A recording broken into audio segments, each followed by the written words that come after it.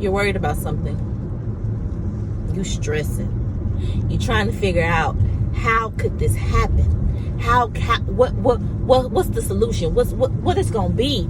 You worried. Stop worrying. Stop worrying. Everything that you've allowed yourself to think of how it's gonna turn out and how it's gonna be, that ain't even how it's gonna go down. How do you know, Elizabeth? How can you speak with such authority? Because I be doing it. I be worried. I be like, oh, but I'm gonna give it to God. I'm gonna let you have it, God. Oh, it come up. I'm not thinking about it. It's gonna go to God. I'm gonna give it to God. I'm gonna give it to God. God said, let it. It's easier said than done.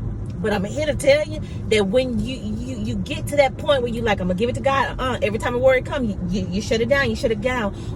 When it unfolds and when the solution happens, God be like, did I not tell you I got it?